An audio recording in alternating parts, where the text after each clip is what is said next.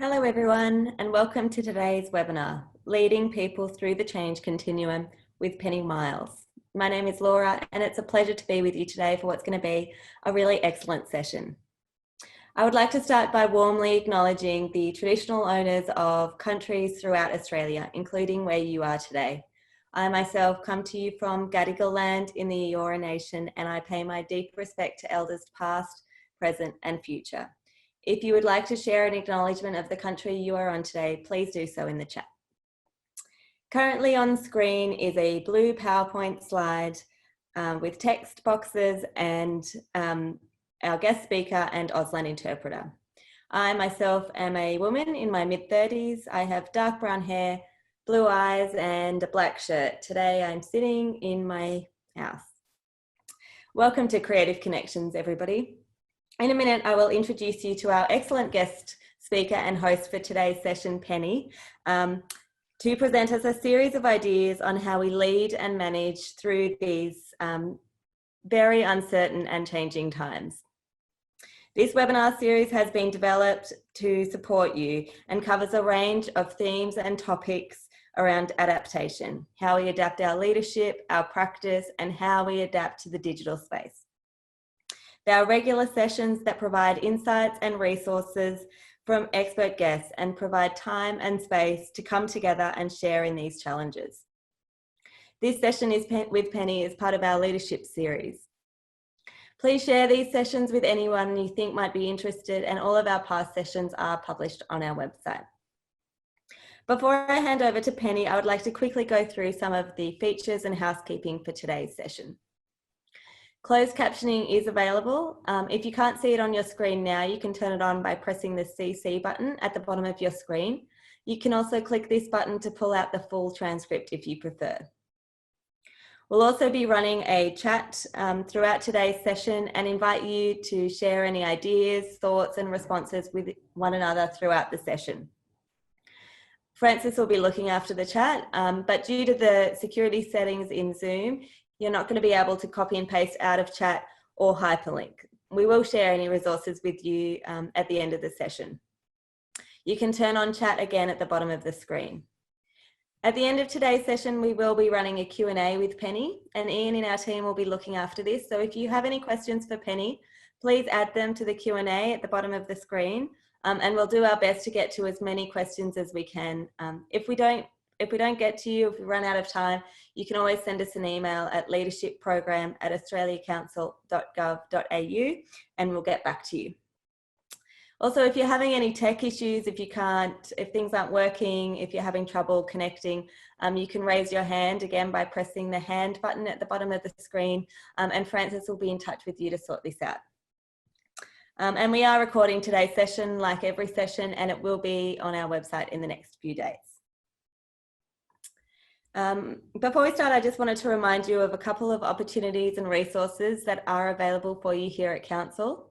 I'm sure most of you are aware, but the Resilience Fund is open for applications, and there are 3 streams for the funding: Survive, Adapt and Create. You can find out more information about putting in an application on our website.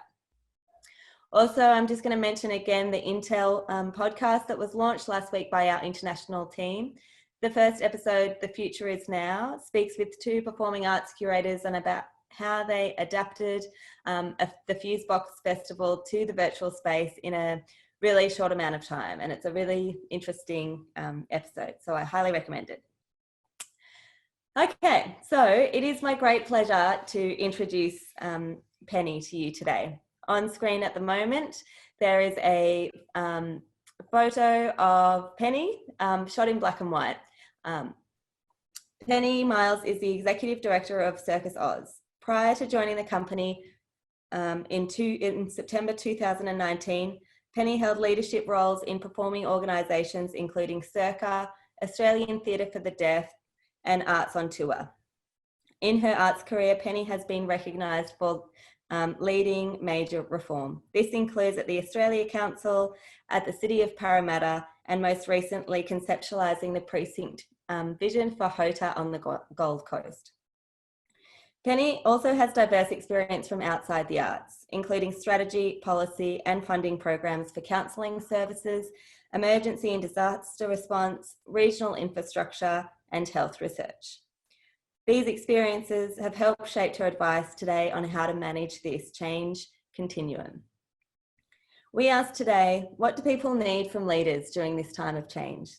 What are the tactics and tools to manage these multiple and complex layers of change? I'm personally really looking forward to this session with Penny, and we're so lucky to have her share her thoughts and experiences with us. So thanks so much, Penny. I'm going to hand over to you now, and I think you've got some slides to share. I do. Thank you so much, Laura. Okay, let's just see. Hopefully, yes, there we go. And I also want to acknowledge that today I take safe harbour on Aboriginal land. I'm so thankful and lucky for that protection. And I want to do a shout out to my Aboriginal friends and colleagues online today. I also want to do a shout out to the deaf community that's out there. Hi to those who told me you were turning up, and acknowledge our sign language interpreters and the work they're doing for us today. That means I will try and go at a pace that is accessible, and hopefully that will help us all, because there is a lot I want to bring you up to speed on. For those who are tuning in just with audio, whether that's due to access reasons or you're in regional Australia and perhaps don't have great internet, I'll also be describing everything that has meaning with the visuals. So where do we go from here? Well, I wanted to start by telling you I've shifted the title slightly for today's session. So rather than talk about managing people, I want to talk about the 3 key principles I believe are really important. That's leadership, management, and vision. And whether you're leading a large team, a small team, or just yourself through this moment in time, I think there'll be some tips and tricks to help us all. And indeed, what is the through? In the seminar title, we talked about it being the change. I'm just going to interrupt you for a quick second because we can't see your PowerPoint. Oh, okay. Well, maybe you'd like to try and reshare it with us, because I know that it's good. Okay, thank you. That's a little bit, there we go. Hang on, let's just have a look at that. Sharing screen again. All right. Sorry, everyone, slight technical delay. Gives you a moment to pause though. That looks great. There we are. Okay. So there were the 3 key principles that I was talking about: leadership, management, yeah, and now what is the through? So whether you think that's the change continuum, whether you think this is a major disruption, you're still referring it to the pandemic, I think what's really useful is if we look at this, let's all just take a moment to stop and think, what is this through that we're going in? So on the screen I have at the moment what our world looked like before. This is a graph I'm going to walk you through. The bars represent where we are in terms of time. And there's a white line, which was where we were all travelling along before the pandemic hit. We were high, sailing along fine. Then there was a sharp moment in time. This now cuts our graph. It's the 13th of March. And this is when the government responded to what to do with the pandemic. And where did we go from here? Next on the slide, you'll see a period of time deemed as crisis management. And this is when the government started shifting into virus control. So it doesn't matter whether you're looking at it from a company perspective, again, as an individual, we all experienced this. And the white line, if you think about your life or your output or even your cash flow, went through sudden drops, really rapid and sharp. And so if you can imagine what's on the screen at the moment is a white line that sails and dips and goes down cliffs really quickly. We went from 500 gathering to 100, to 10, to 4, to 2, to in our homes. And this graph pulls us down really quickly to a ground zero moment. And there is a little blip as we travel along the bottom line, and that blip moves up at a sharp angle, and that's some of us getting online and experimenting. But right now, we're at ground zero. And there's been some triggers for that ground zero, things like the JobKeeper coming out and many companies going into hibernation. And we're all in our homes. And we know, where are we heading next? So we all know that experience. Probably what I'm describing is nothing new, but it's really important now to take stock and think, where are we going next? Well, here we are in hibernation, and we know that, say, the 14th of May, they're looking at doing some relaxation. And in fact, some states, perhaps where you're tuning in, have already had relaxation, I think in Queensland and Western Australia, for example. And we saw the experimentation of Bondi Beach be opened up only a few days ago. It was opened up and then closed the same day. And it was closed the same day because most of society couldn't cope with the social distancing rules on the beach. So we don't really know what's going to happen in this space in terms of what does it look like as we go through this hibernation phase. And we know there might even be a spike in the virus and we might be sent back indoors. We can watch and look what's happening overseas, but we know the government will have to be watching, observing and pivoting as we go. So relaxation doesn't mean we're all back out in the world as we were before. We still have controls through this virus control period that are monitoring and the way we move through society when we're outdoors. Kevin, I might actually get you to pop up a poll. I'd be really interested to know how long everybody thinks this kind of hibernation virus control period will last. So do you think the government will keep controlling the way we gather for 1 to 3 months, 4 to 6 months, 4 to 12 months, more than a year? Please let me know what you think. Okay. What do we got? Do the results come back up on screen? Let's have a look. Okay, so most of you are thinking 4 to 12 months, yeah?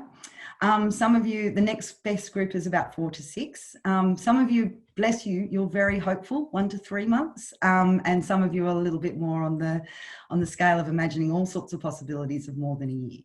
So even in this group here today, we don't know. So I think what we do know though, is we know what the trigger will be. So again, on our graph, if we just have a look at it here, it's when the virus is contained. Now the virus might be contained that we found a vaccine. Yeah, we have prevention. We can all have a vaccine and we can move around the world and everything is back as perhaps it was. Or perhaps we have a better treatment and we can be sure of no one will die from COVID-19. And when we're sure of that, then that might be a moment that, again, that the virus is contained. Or perhaps it's just eradicated in a geographical sense, that Australia is cut off from the rest of the world while it experiences the virus in different ways, and we become a true isolated island. That might be all the triggers of it being contained and that government relaxation coming through. So what does this mean in terms of the periods we've gone through? So we've got crisis management, hibernation, and now on our graph, I'm drawing for you a road to recovery. Now, what I want you to notice here is, again, it's all hypothetical. None of us clearly know when it is. I've got a bit of a line that moves up and then it has a little bit of a dip. So we're moving upwards. You'll notice that the line is going up on a gentle curve. So where we started in the crisis management, it was sharp cliffs falling down to ground zero. Here we're slowly moving back up. We'll have a sense of it coming just before it gets here, hopefully. But we're not reaching the height we ever were before. And we also have a little dip in my imagination, which is where we stop and we evaluate. But really, once we get into this post-pandemic period on the road to recovery, it's what I'm calling my hope line. So let's just take a moment to think about that road to recovery a little bit more. So on the screen, I have for you now a road. It's long, it's straight, and we can't see the horizon. There's nothing on either side. We have no sense of how far this is, and we certainly don't know what the other end looks like. I'd like you to take a moment now to use the chat function to tell me some of the things that you think have already changed in your life, and will they survive that change into the future? So for example, we know that whenever there's a catastrophic event in the history, there's always a knock-on effect. Let's think about 9/11, for example. What did it feel like to hop on a plane before 9/11? What did it feel like after 9/11? There's always a change. And perhaps at this moment, we can remember that we were talking about going to a cashless society, but cash has instantly stopped. Will we go back to using cash? And also when we think about even last night, the 7:30 report had a great story about how Australia is going to cope if our borders are closed. How are we going to cope if we have no import and export? We don't have a really strong pharmaceutical manufacturing chain here, for example. We get a lot of things from overseas, and our medical supplies will probably only last 3 months. So we may see new manufacturing coming through. So tell me what you think might change. How are we going there? Is people chatting through? Yeah. Okay. I love that. People are saying things might become more accessible.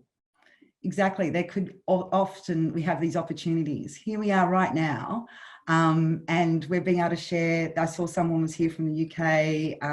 Normally we'd be in a room talking about this, and it's far more accessible now. More access and inclusion. Yep. Okay. So there's a lot that is going to change. Some things will be for the better. It's not always a negative thing when there's change, and I'll talk more about that. But the world that it was will not be exactly the same.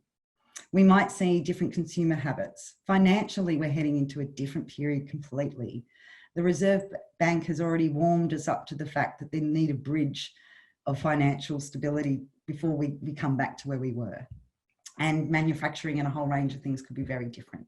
How does it feel to be working at the moment for some of you at home? And will you want to go back into offices, or will you be truly agile? So all of these kind of possibilities are sitting on that, out there on that horizon. And some of them will be for the better, and some of them are a scary unknown.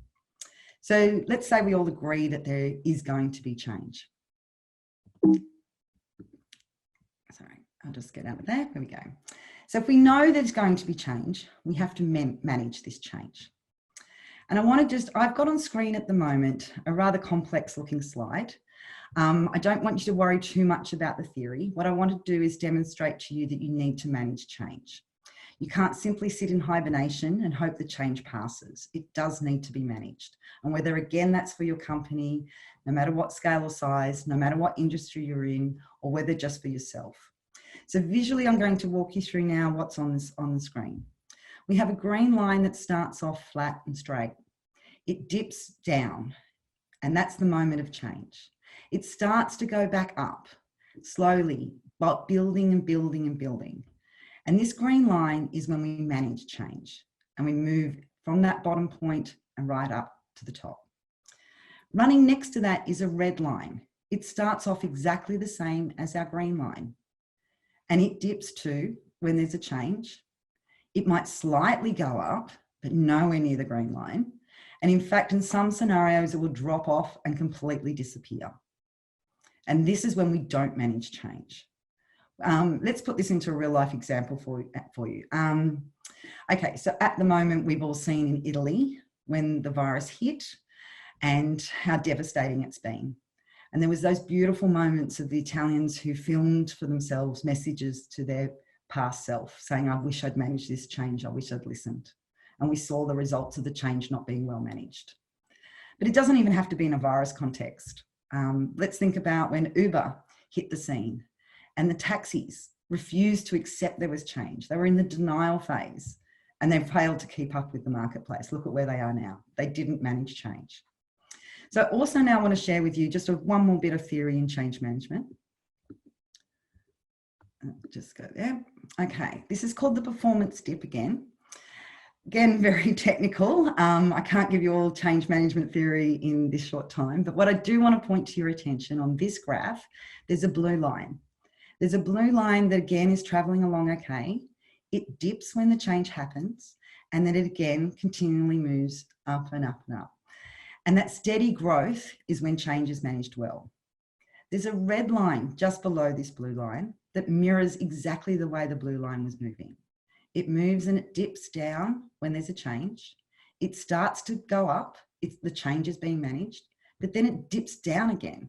And what's happening here is when we think change is finished and we fail to keep managing it.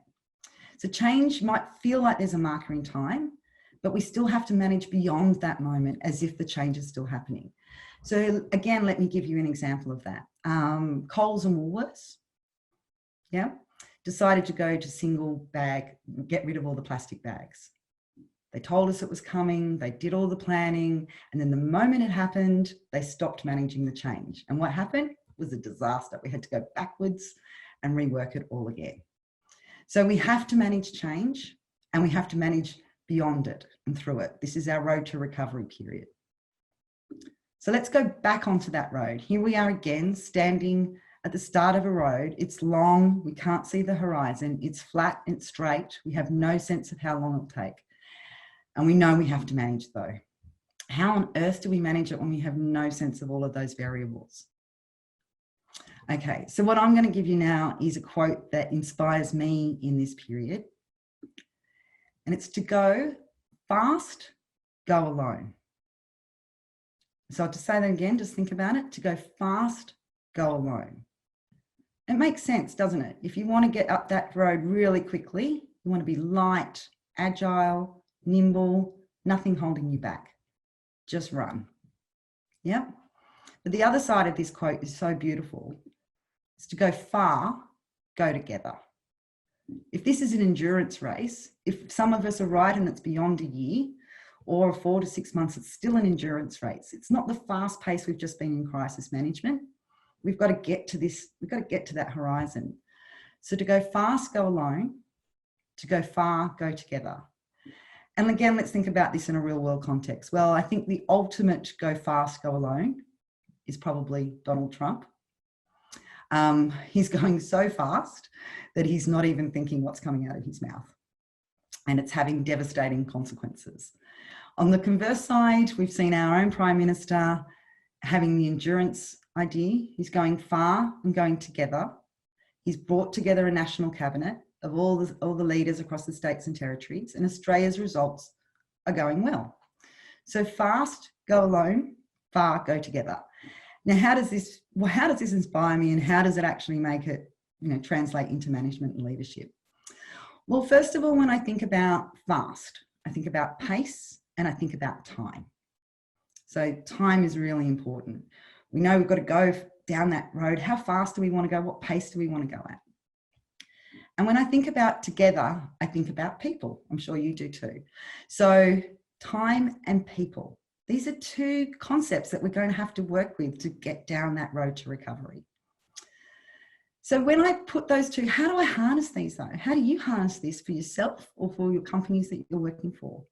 And I think there's a beautiful thing here that if you do harness these two resources really well, you end up with what I'm calling the think economy. And here's where the opportunities are. Here is how you'll get down that road when you don't know the horizon. So let's focus on the first part of this, these two resource equations. Let's think about time. The timing is everything. We all know that. We all say it. Those of us who work in the performing arts know that it can be the difference between a comedic moment if we don't get the timing right. A shout out to all my circus sector friends out there. We particularly know how risky it is if we don't get the timing right, a catch in trapeze, any of those kind of things. Timing is everything. And I'm sure if you're sitting in the audience today and you have a marketing or publicity role, you'll be applauding me for saying, yes, remind them, timing is everything. But how does time work at the moment? It's a rare resource. So let's think about that as a context. How many of you previously used to say, I don't have enough time. I wish I had more time. I'm sorry, I can't go to that. I need to reschedule. I'm double booked. I believe in this, but I don't have time to do anything about it. It's rare. We rarely have the time that we want. As a reminder, we've been through this crisis management as well. Incredibly fast, incredibly intense. Time became hyper. None of us have ever been through a time like that before. Time is now weird. It's elastic. It's strange. Think about what it feels like to commute at the moment from your bed to your desk. What it feels like when you rang a friend the other day, but somehow it feels like it was only 2 days ago, but doesn't it feel like 2 weeks or 2 months ago? And what does it feel like if you cast your mind back to what you were doing on New Year's Eve? Does that feel like forever ago? Time is weird, right? So it's a weird concept at the moment. And here we are in the middle of what they call the great pause. We've had all society, our economies, forced into hibernation. Okay, so this is the context of time we're working with. But it's a great opportunity, this great pause. It's a huge opportunity. It's an opportunity to breathe. Maybe just do that now with me, just breathe. It feels good, doesn't it? Right? And there's some other benefits that I'll talk about in a minute with breathing. But breathe, we never really get to do that. It's a time and a great opportunity to learn. You've got time to get onto the internet. You could read about what happens in pandemics. How has society changed at these kind of great moments in time? It's a time to ponder and imagine. You get out and have that walk, that exercise walk you're allowed to do. Maybe you just thought you get to sleep in and lie in bed. And when we imagine, we're using our creativity, our creative thinking. And we're all creative. I think there's a trap here where most of us, some of us, don't realize how creative we are. Every human being, that's one of our assets, but we're not always given permission to use it in this way or trained how to do it. And we also get the opportunity to question. So we can really sit there and go, what am I missing? What is it from the old world that I want to make sure we don't lose in the new world? Those social connections, the hearing of the stories and the sharing. Or perhaps it's, what aren't I missing?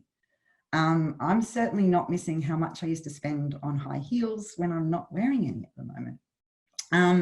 You know, so there's all sorts of things. You know, you could question, was that the right way to go? Was it the best thing that we did? You know, that questioning mind, where do we want to go? How can we do it? Can we do it better? We've got time to do this for ourselves. And the opportunities are, when you breathe, you take control. When you breathe, you change the pace. You take control of all that's happening around you. And how much do you feel like you need to get a bit of control at the moment? So breathing, just shifting that pace is really important. It doesn't mean we stop, but it just means we can control the pace. We can see with better clarity what's ahead of us. We can move the chess pieces around as we have to work. When we learn, we get clarity. We don't know what's on the horizon, but the more research we do, the more we'll start to build a picture of what that horizon could look like. And when we imagine, we find opportunities. When we harness our creative thinking, we'll find those opportunities. And when we question, we get to shape our future. Yeah, that's a really important one. When we question, we get to shape our future. So what do I mean by that? Well, let's think back to last year. Again, feels like a long time ago. And we were getting momentum with something like climate change. We were out protesting in streets. We were applauding Greta. We were hoping that, you know, this great debate across society might be getting momentum. But here we are now isolating in our homes, and the world is starting to heal. The planet is healing. We talk about cities with no smog. We're not out there pumping huge amounts of traffic, you know, and all that carbon emissions. So now, when we said we didn't have time to do something about it before, if we question it, do we really need to hop on that plane and go to a meeting a couple of hours away, or could we now just Zoom in?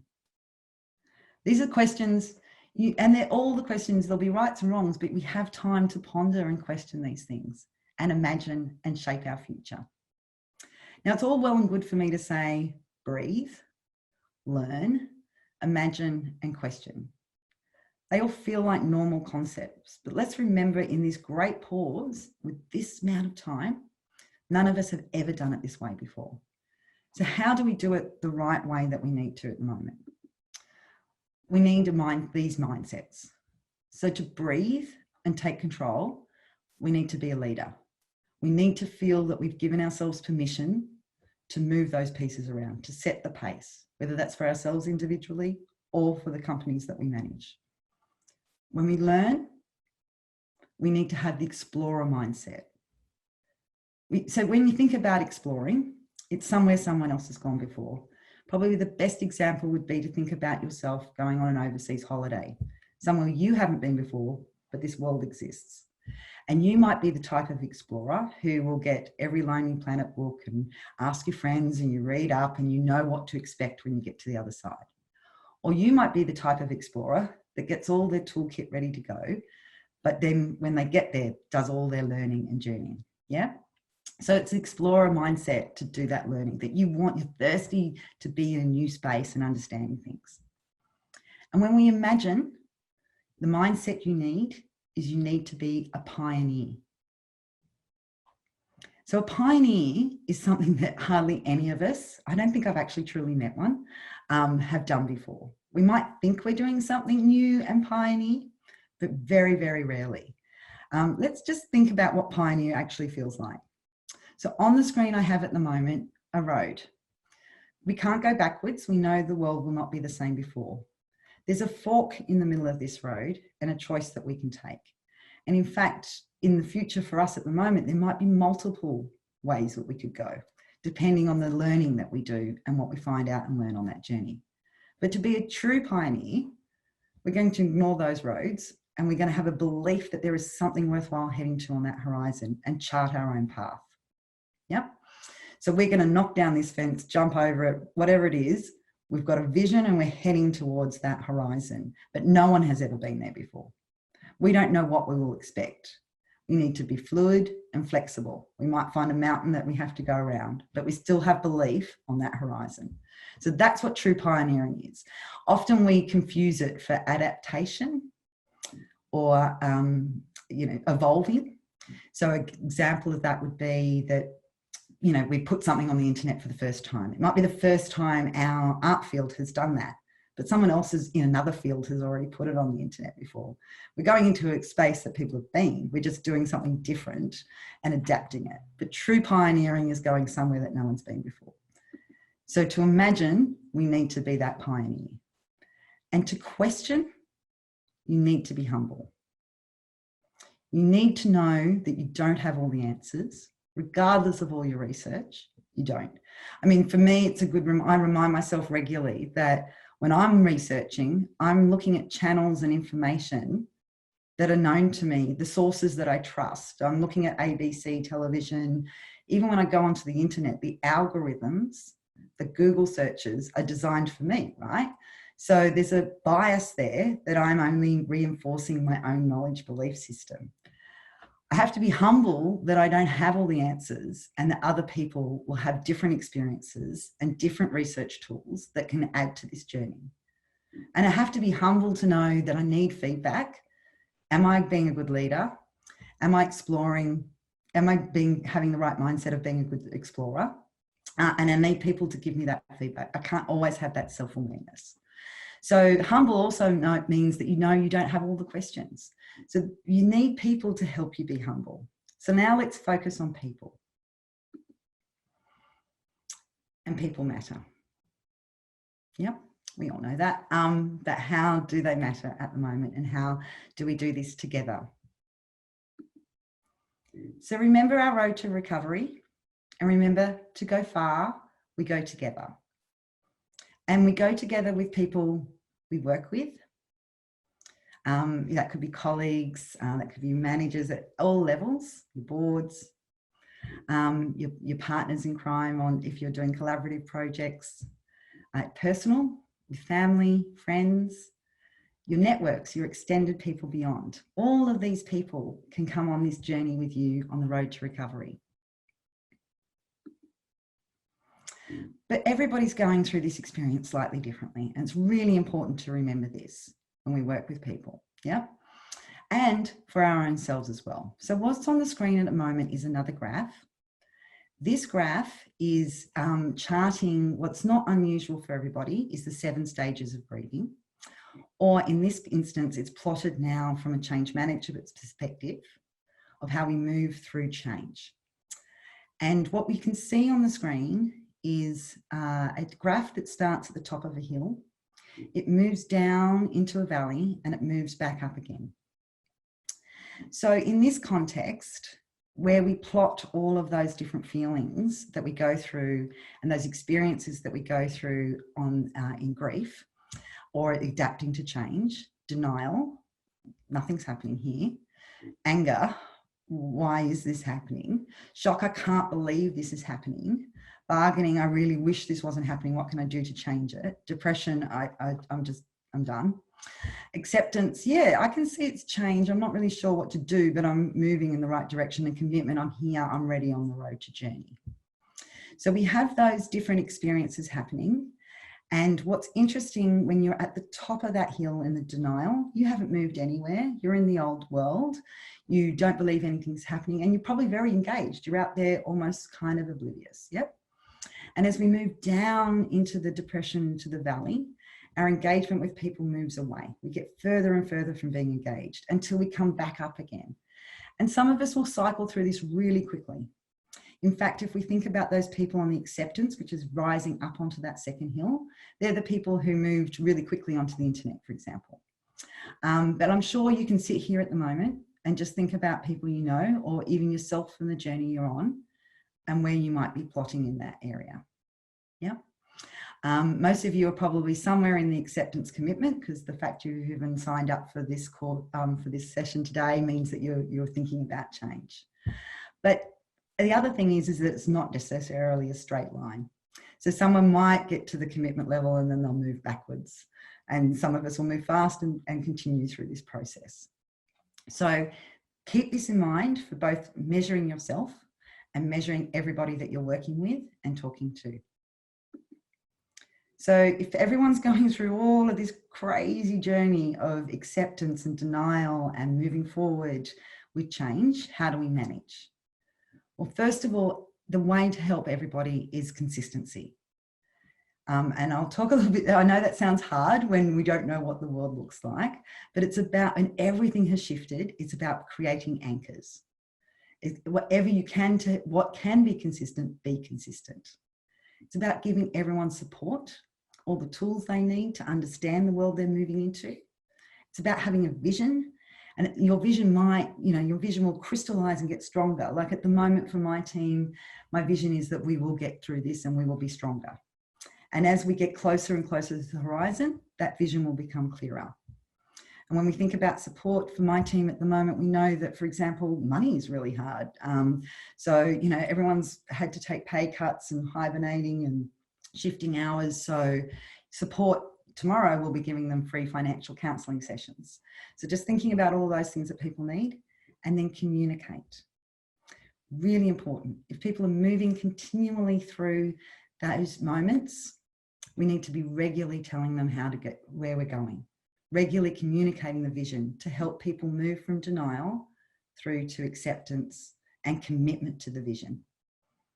Yeah, so those are the things again: consistency, support, vision, and communicate.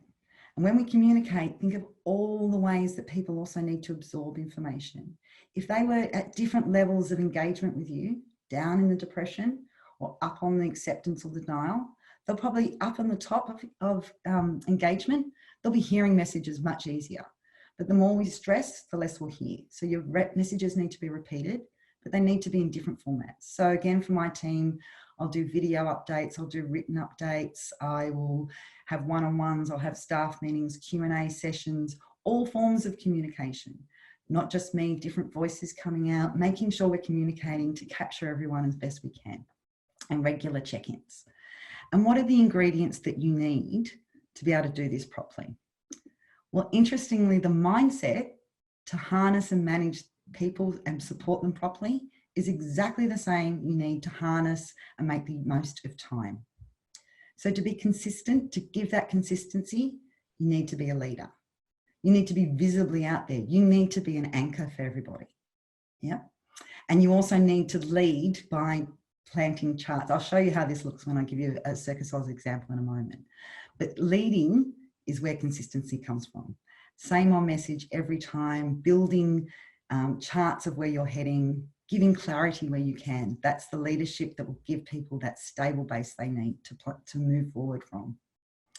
And to help people on their journey, again, you're the explorer. You know that to support them, all the tools they're going to need. You know they're going to need the best hiking boots, or you know they're going to need the backpack, or you know that they need the tools and information to understand what's going to be on the horizon. And you can bring them and support them in that journey. And to give people a vision, something that they can head towards, again, you need to be the pioneer. You have to have the vision. You have to imagine that you want to shape that future. And again, to be communicating right, you need to be humble. So there's this thing, we all say there's no stupid questions. Oh, I really hate that. And I hate it because what it does is it's loaded. It already puts a negative frame around questions. And how many times have people come up to you and said, oh, I'm sorry, I've got a question. Can I interrupt you? Or I'm sorry, I know you told me, but could you tell me again? Let's shift that question. If we think about communication, we've got broadcast, we've got active listening. But what I want you guys to think about is proactive communication. And this is where you actually say that every question is valuable. Every question, if you're humble, will help you either get feedback, oh, this is something I need to change, or refine your idea or improve your idea. Every question is valuable. So being humble again, those same ingredients. You need to be a leader, an explorer, a pioneer, and be humble. So let's go back to where we are at the moment. Now I've talked about time and I've talked about people and ways that you can harness and the benefits and opportunity you have right now. Right now for a road that we don't know how far we have to go down. But let's show you what it looks like in action. This is what we're doing at Circuz. I'll just give you a quick case study.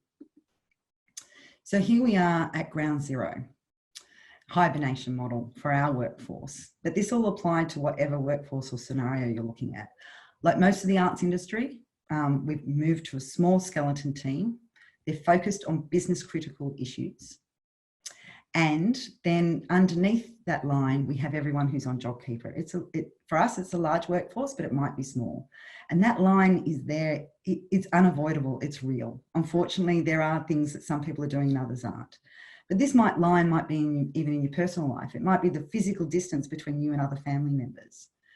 So how are we managing all of those concepts that I talked about before? Well, first of all, we're creating anchors, consistency.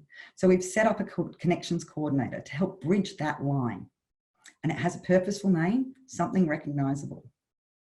We're wrapping around our team with a connections program. And this is a support program that's looking at professional development, social engagement, and lines through of communication so that everyone can continually see the vision.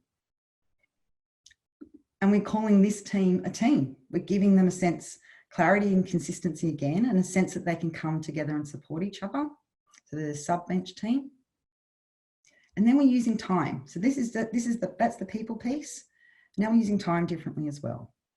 So what we're doing is taking teams from that sub-bench, small purposeful groups, small moments in time, and looking at planning and coaching them through the new way of thinking.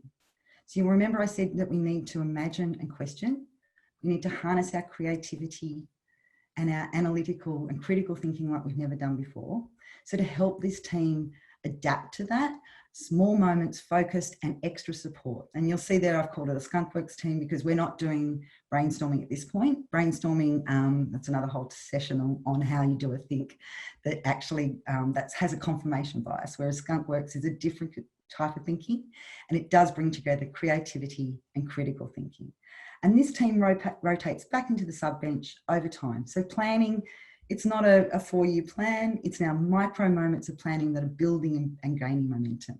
So that's just one snapshot of how we're using the idea of people and time to get us through onto that road to recovery. So that's kind of concludes what I wanted to say. I want the take homes here is that you have this moment in time, and it's not just a once in a lifetime moment. It's not even a once in a generation moment. It's like once in an era moment. It's such a gift. Use it, set the pace. Don't tap into the temptation of where you've been in crisis management. Just breathe, learn, start to imagine, and you ask questions. And then you've got people. You need people. You need to be humble and recognize you don't have all the answers or all the questions.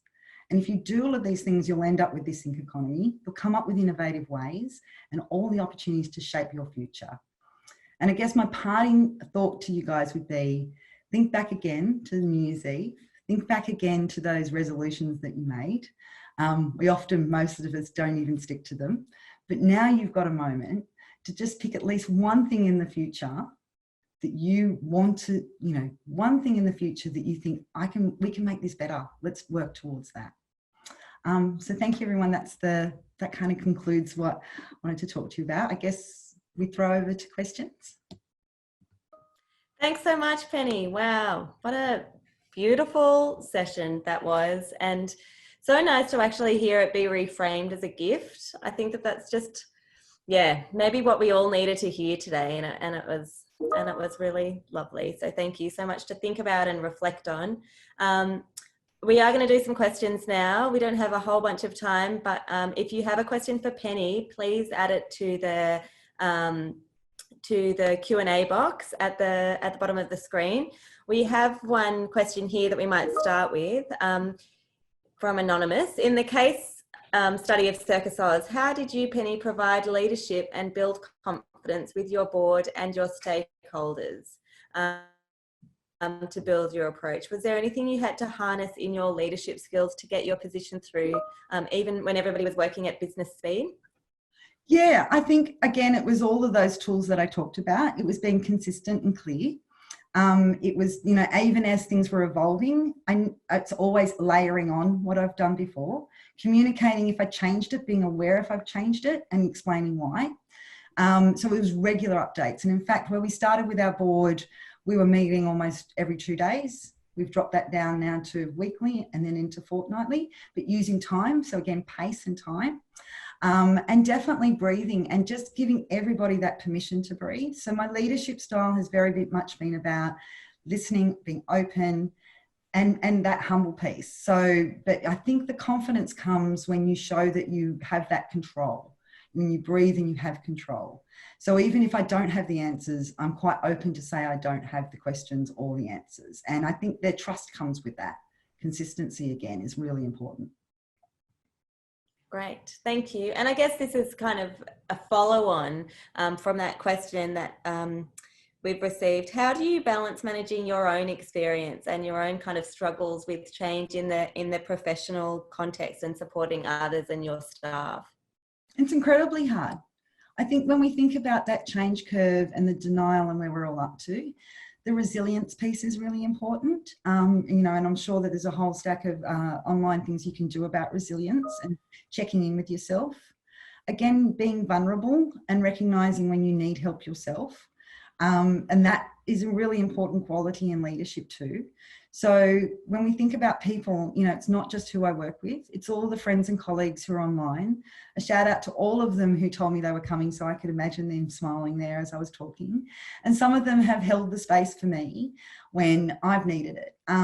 We all can't do this alone. And, you know, I think accepting that vulnerability, you know, when I was young, I used to think that the strength came from being able to manage everything on your own. And then when I went through a grief period, when I lost my mum, I realized actually, no, I needed people around me. And the strength is actually knowing when you need help. So the way I look at everybody at the moment, all of you out there, or all of you in my life, I see a star, I see a constellation of stars, and I see us all hooked up together. And sometimes the line is broken and we all need to rush in and help when that line is broken. And sometimes that line will be repaired and then the line over there is broken. And so I'm just one of those lines as well. And I'm hugely thankful for everybody who has helped me on this journey. My strength, I have done everything I can to be calm and focused and consistent with my team. But of course, I'm only human. And those people out there know who they are who've caught me so that I can continue to do that for the team.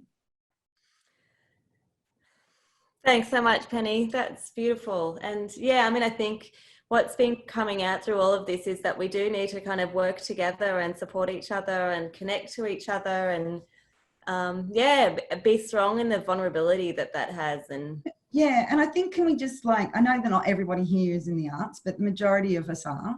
And I think you're absolutely right, Laura, like, to get the arts through this, we've often been competitive. We now need to work together. It's 100% one industry. It's not big and small. We're all hurting at different, our scale is proportionate.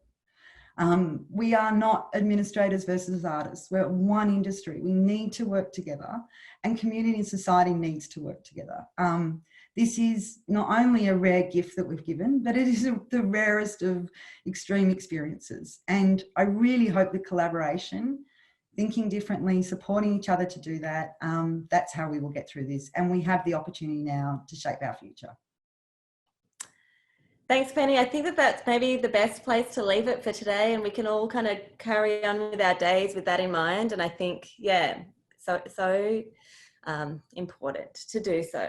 So thank you so much. And thank you for all of the time you spent putting that together and sharing it with everybody. It's so important just to even be able to reflect on how we move through this and be thinking longer term and more strategically about it. So thank you so much for that.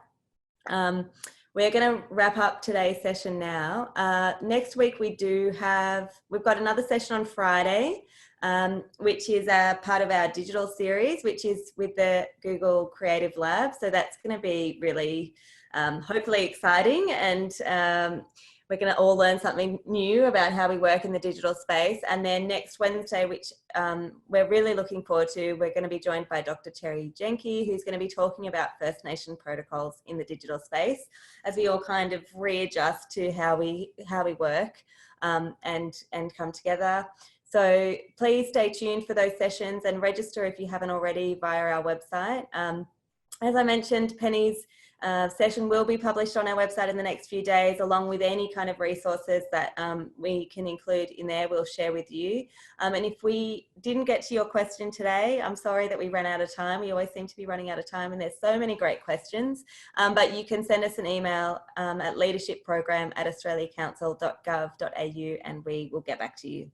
Thanks so much, everybody, for joining us. And thank you again, Penny. Gosh, that was such a moving and inspiring session. So thank you.